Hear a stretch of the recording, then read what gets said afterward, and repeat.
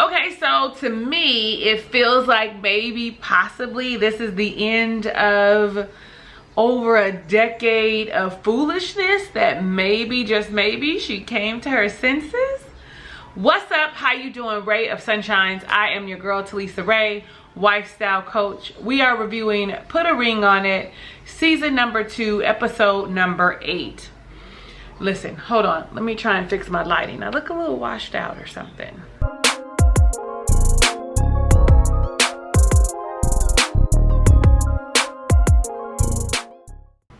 Hopefully that's better. I don't know. We're gonna go ahead and go with it. So when we start the episode, we start with Darian and Kai still having the conversation about him, you know, choosing Lex, as he calls her, you know, and you know, what we had wasn't anything to Kai. Okay, so just in case you're unclear, Darian, who is in a full-fledged relationship with Alexia, slept with Kai after the 4th date. That's just so you know, that's why the women be feeling some kind of way when the men be like, yeah, I'm gonna go out on another date with her. Yeah, I'm gonna go out on another date with her. Yeah, I'm gonna go out on another date with her. Like 3rd date, 4th date, now it becomes, okay, so you like this chick. Oh, you feeling this chick. So now you know why they have an issue with it. But I always say, you signed up for this. Whatever comes out of it, and it's something that you needed to know, just like now. He had the nerve to say, after he had adult time with Kai, that he realized what he had with Lex. So that was a little bit of a dig to me on Kai. Like, okay, so you talking about we had this great, phenomenal sex, but did you? Because he's all like, it reminded me of what I have with Lex.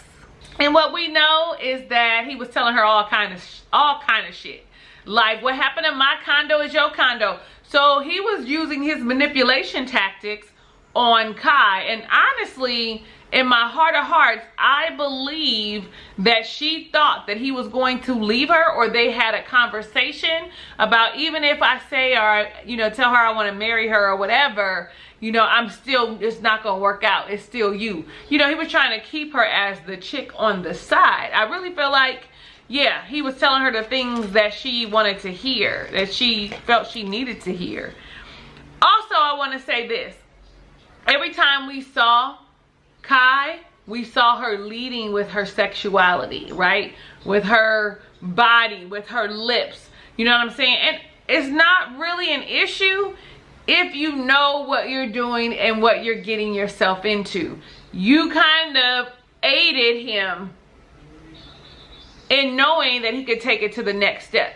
He's to blame for taking it to the next step, but you also played a huge part in it. I'm not negating anyone's role in this indiscretion. They both had a part to play, and Darian is more responsible because he's the one that's committed to Alexia, not Kai. Y'all can be mad at me if you want to for saying that, but you know where to do it, in the comments. He is the one that was committed in that relationship, that told Alexia this is a one-on-one situation, not Kai. Kai knew what she signed up for. I'll take your man. That's how she felt, like, I'm here to take him. He gonna be mine. You know, you may have had him once, but I got him all the time. Okay, that's a switch. Girl, don't you waste your time. That would be what Alexia would sing, but we know that that's not what's happening. Hold on. You know, and you can tell that he's a master manipulator because, you know, she said, I thought you wanted this. I thought you wanted me. You know, I wanted you. And he said, you know what it was? You knew that you were here to ease my pain.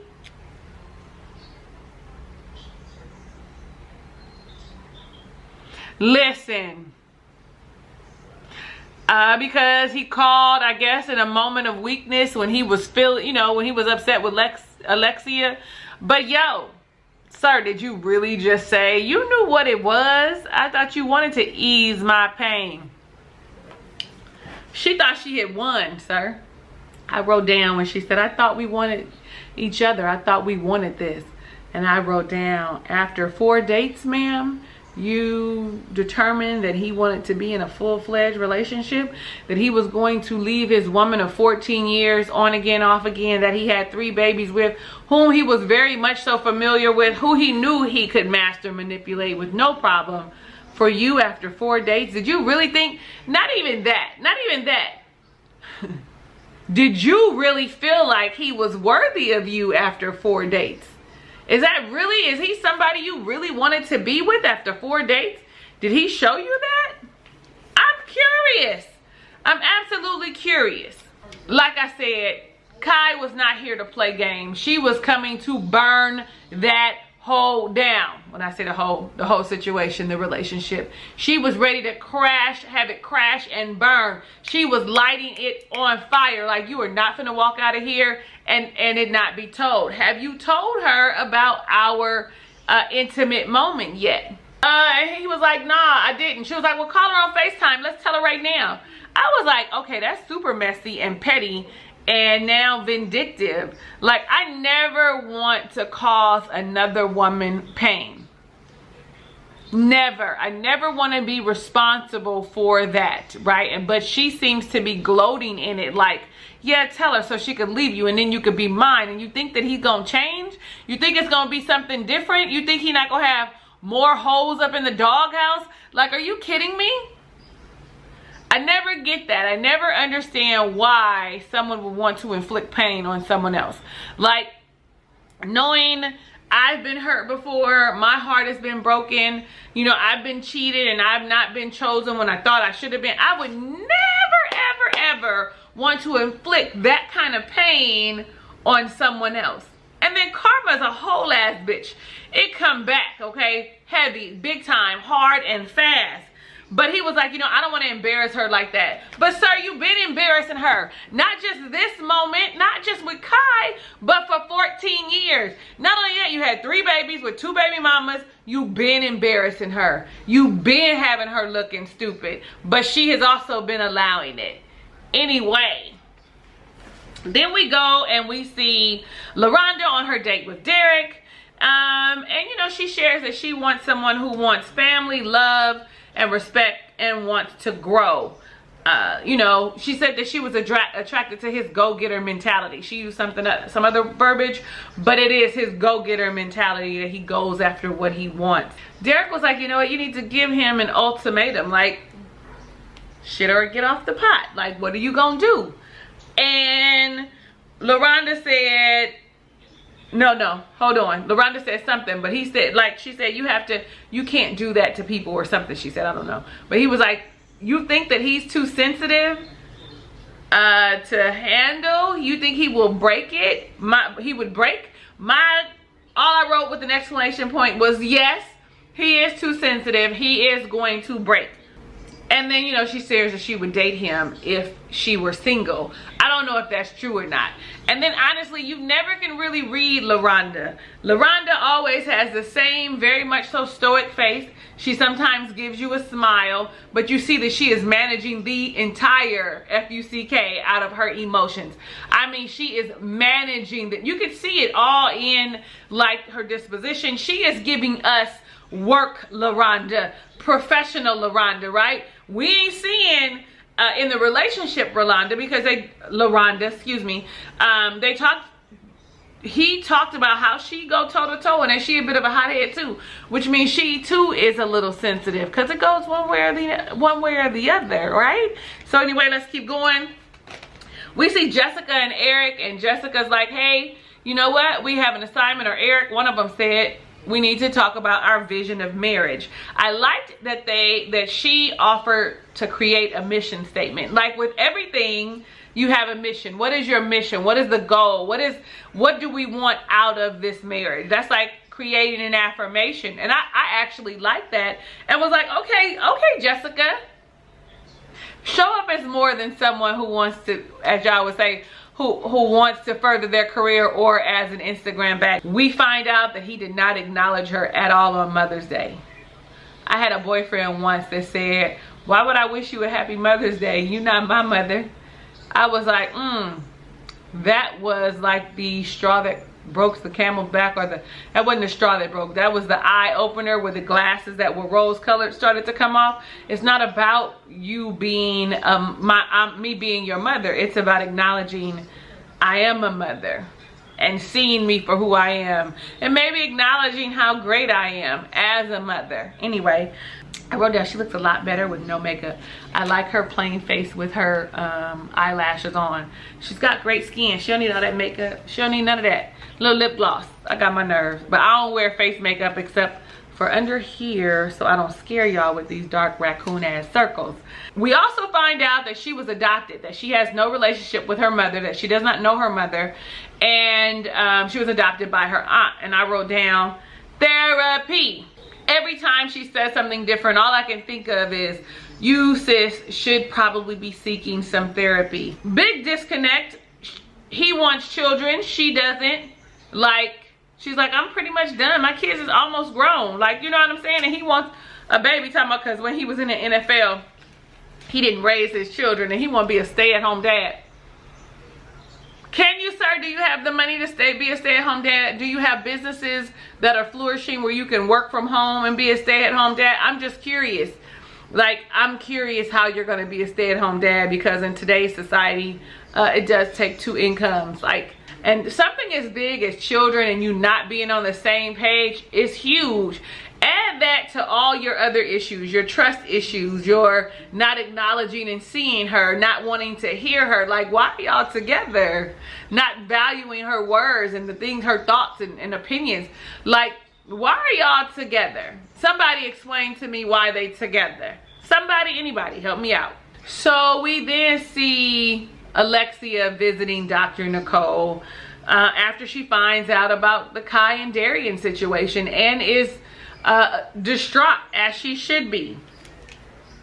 I mean, she's been putting all her eggs in this basket for a very, very, very long time, and now that she realizes that it was just an empty shell, that there was nothing there, of course she's devastated. Now she has to reevaluate her 14 years of her life. Like, she's gonna feel like she lost, like, you know, what is it? It was a waste of time. That's what she's gonna feel like, but nothing's ever a waste of time. Everything is a lesson to be learned. Everything is something that you needed to know, and you knew but kept going into it. So the universe just kept going round and round and around and around and around and around and around the mulberry bush with Darian, because you could not see it for yourself, no matter how much you felt it in your gut. Hold on, I'm getting beside myself. I wrote down, she had the nerve to say, you know, he slept with Kai after the 4th date. And what bothers me most is that they slept together in the condo, in my bed. That's what bothers you most? Not that he cheated? Probably not, because he had 2 babies. 3 babies, excuse me. 2 baby mamas, 3 babies. And I was just like, maybe she meant that it hurt because she knew, and that she was saying that all the time. But what should have hurt more is the disrespect. The fact that he didn't value you or your relationship.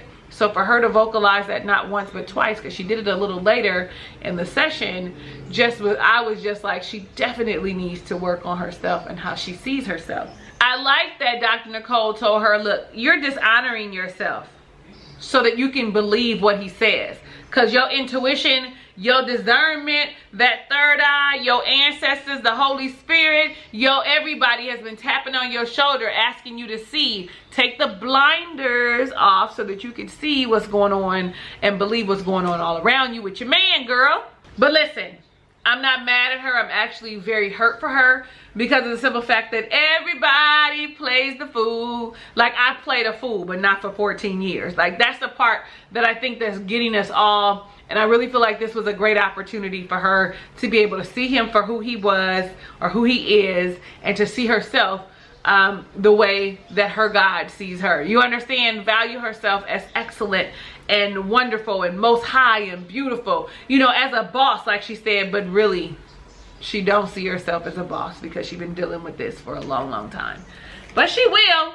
If she, this aired, I mean, what was this done? Probably like February or something. I'm not really sure when, but I'm sure by now she sees herself. In a nutshell, Dr. Nicole's like, Darian's immature. She ain't never really wasn't really feeling this relationship, ain't really liked him, felt like we did in a nutshell. She's able to share it in a very professional way by saying, you know, people that are mature don't sabotage the things that they have built. I liked it. I was like, facts, because all the hard work and effort that you put in as a mature adult, you don't want to intentionally sabotage it. But we know that he is immature by the way that he talks, and it's how he's too much and it's too dramatic. It's just way too much for all of us. Now, I've also wrote down, I know some of y'all don't like Dr. Nicole. You know, I like Dr. Nicole, and I know y'all be questioning her methods and her tactics and, you know, the things that she has them doing. But what I want to say in this moment, she is doing exactly what she's supposed to do, leading her to the answer for herself by asking her questions that is going to have her examine what she really thinks of their relationship. Like, and so I stand on here. Like, I stand, especially when she says, what are you trying not to see? As it relates to their relationship, as it relates to Darian.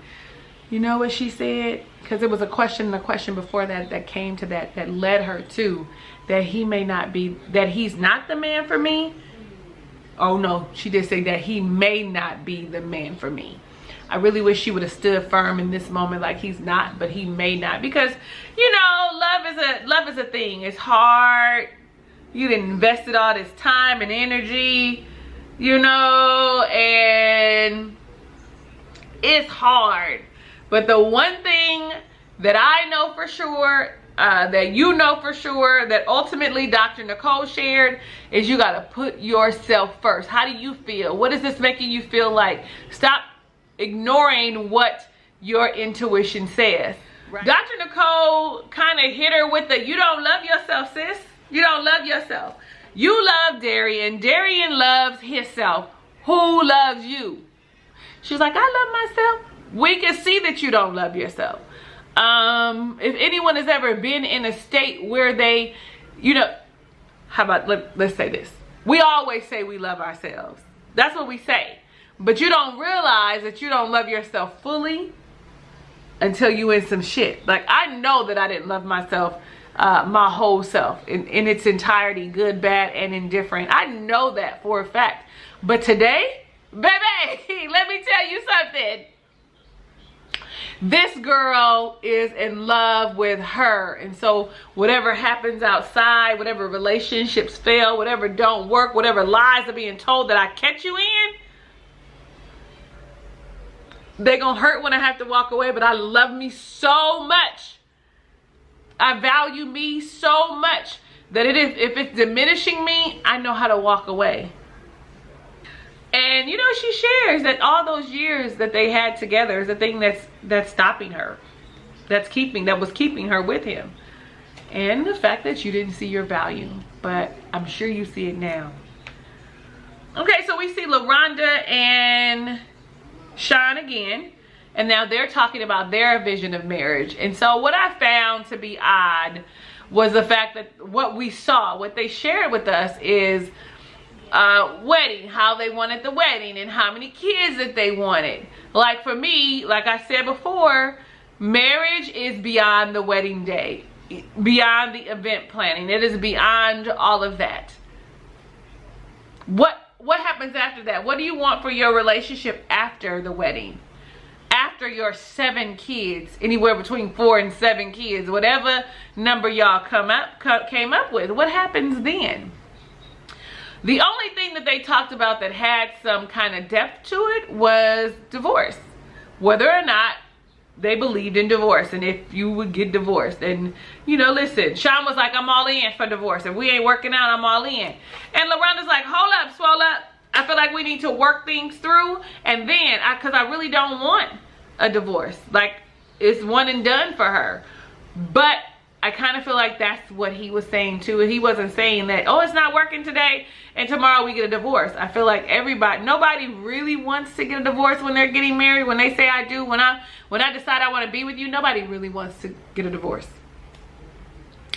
So you work through it. You try to work through it. And when things don't work, when things don't align, when you guys have outgrown one another or a myriad of other things, you walk away and you get a divorce. Okay. We see Jessica on a date with Sean, okay, and they went to like the little fly zone where you do like the fake parachuting, skydiving, and like it was really nothing there except for, you know, I was like, why does he like her so much already? And she said if I continue to go out with him that I am going to feel the same way, and I'm all like, there's no way. He not your type. Oh wait, he might be, because he's a real estate agent that sells luxury stuff. Okay, so then we go and we see Darian, Alexia, and Dr. Nicole together. She's like, this is the first time that I'm seeing him. I haven't talked to him, and this could be the end. Could be? Girl! These could be, might be, maybe, should be, solid. This is the end. I mean, it's an accumulation of things. You know what I want to say is that you can tell that these are real emotions that they are experiencing, because you see her tapping her feet, like shaking her feet. You know how you do when you're nervous or you're anxious or you got a lot to say, on her table, underneath the table, underneath her chair. Everybody wants to know when he was gonna tell her, and he was like, I was gonna tell her after I sold the condo, and you know, in his timing. Master manipulator, okay? And because he's like, I wanted to get her on my side first. So you felt like selling the condo was gonna be enough, sir? No, it wasn't.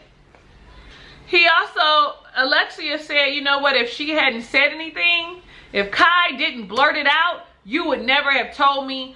I would never have found out. But we all know all things come to a head, and everything comes to the light. Comes to the light, comes to the light. What my grandmama say, everything comes out in the rinse. The dirt, what you tried to clean up with soap, what you trying to cover up, honey, when it's rinsing, it comes out. Everything comes out in the rinse. And so eventually you would have known. You would have been married, probably had a baby. Like, it would have been too much. It would have been more now. And you honestly knowing now has been a blessing for you. And I hope you really make wise decisions as it relates to him moving forward. Dr. Nicole Loki called him a narcissist. She didn't say you're a narcissist, but she said everything always revolves around you and your needs. Narcissism. That's pretty much what she said. And, you know, throughout the conversation, Alexia has said, I'm going to work on myself. And this man says he wants to be around while she finds herself, while she fixes herself, while she loves herself. Sir, you're hindering her growth by being, and that's probably what he's done throughout the years. And Dr. Nicole was like, that's a treadmill, get off. It's going around and around and around in circles. He apologizes to her. It seems like a sincere apology, because maybe he realized that there's nothing really out there for him. I don't know what it is. He thought that apology was going to win her over, because many times before it had. And Dr. Nicole said, for every cause, there's an effect. For every action, there is a reaction. You have to own up to your shit. And she wiped his face off when he was crying. And I was like, this is why he think he got you. You know, them tears might have been real tears, but yo, he knows that he could get you back. That's the feeling that I get. Like, why you have any sympathy for him? Because it's the first time you ever seen him cry? Girl, bye. Let him cry. Let him be vulnerable and feel his feelings. Like, what is you catering to him for right now? During this part, you heard the solemn funeral music going. Like, this is the death of a relationship, the end of a relationship. Let me see. So then we get to the session, and Alexia shows up without Darian and wants to share with the group, you know, what's happened, what has unfolded. And my heart really does go out to that beautiful, beautiful, brilliant woman. Very much so. The way she chokes up and she shares the information that she found out. What she said was something that they didn't say. she said 10 days ago he slept with her. You ghosted me for 10 days. Also tells me that the sex wasn't that amazing. And that maybe he has a conscience that was guilty. She said that she chooses her. And listen, all I know is you need to get some therapy. You need some therapy and you need a life coach. Two different things. I'm a life coach, a wife coach, who focuses on women and what they want, helping them get to the place that they want. So I know that that's what she can benefit from. Real therapy and someone that is a life coach that can hold her accountable for the things that she says and help her determine what it is she wants and help her get to that space, right? So I really feel like it would be beneficial for her. Anyway, so then now that they're gone and she's done her hugs and everybody's visibly brokenhearted for her, and Jessica's like, yeah, she dodged a bullet, because everybody knew he wasn't shit. And honestly, Jessica, we looking like you could dodge a bullet too. Go ahead and sing it. Look who's in, Punchinella 47. Look who's in, Punchinella 48. Like, you can too. You could do it too. So LaRonda and Sean share what they talked about for their vision first. Dr. Nicole said, what you focus on grows. I think that was the best advice she could have given them. So if you're constantly focusing on the negative and on divorce and, you know, the things that aren't right in your relationship, that's going to continue to grow. But if you focus on the joy and what brings you peace and how much you love one another and how committed you are and what direction you want to go in, that is what will grow. Then you see Jessica and Eric, and she talks about what they discussed, the mission statement, but she shared about how she felt about the Mother's Day, not giving a card for Mother's Day, and how it made her feel like he didn't see her. Like, she cried. Like, I didn't have my kids, I was there by myself, you couldn't even give me a 99-cent card. But what we got a glimpse of is the fact that he doesn't have a good relationship with his mother. We see that in that's coming in the previews of the next episode. And so of course he didn't give her any accolades as a mother, because he doesn't see her fully. No wonder their relationship is so horrible. He has a bad relationship with his mother that he has not worked through, that he has not healed from, so that he could have a healthy relationship with all the women in their lives. Because listen, not everybody has great relationships with their mothers or their fathers, right? But the key is, because you know what they tell you, oh, the way he treats his mother is the way he gonna treat you. Not always necessarily true, because if he's worked through whatever the issues are that he's had with his mother, etc., he could definitely treat you differently. He can definitely value you in a different way because he worked through the process. Don't hold everybody to that same standard, but pay attention, because 9 times out of 10, okay, 8 out of 10, it might hold true. Listen, y'all let me know what you think about this episode altogether. Do you think Alexia is going to fall back into the cycle of Darian's D? Because that's what's holding her there, you know, that and the comfortability of everything. You know, and even Kai had said you're going back to her because she's what's familiar. She's what's comfortable. Let me know what you think about the whole episode. I think I said that already. I am your girl, Talisa Ray. Thank you so much for watching my review of Put a Ring on It, Season 3, Episode number 8. If it's your first time visiting my channel, you should be clicking that red rectangle that says subscribe to become a ray of sunshine. Then next to it is that notification bell so you can be alerted of the shit I be uploading. Because I'm uploading different stuff. I'm trying different things. I'm trying to see what it is we could do. What it is right now. You should be thumbs upping the video because you like me, and it'll show me that it's real, as well as sharing it with your people so they can come in and have some conversations, come in and get some insight, share their insight with us. You know, we people, we here to learn from these experiences. I love you in real life and want every good thing that God has in store for you, even if you don't know what that is for yourself. But like Alexia, you sure in the hell better find out. Hugs and kisses and lots of love. I'll catch you on the next review.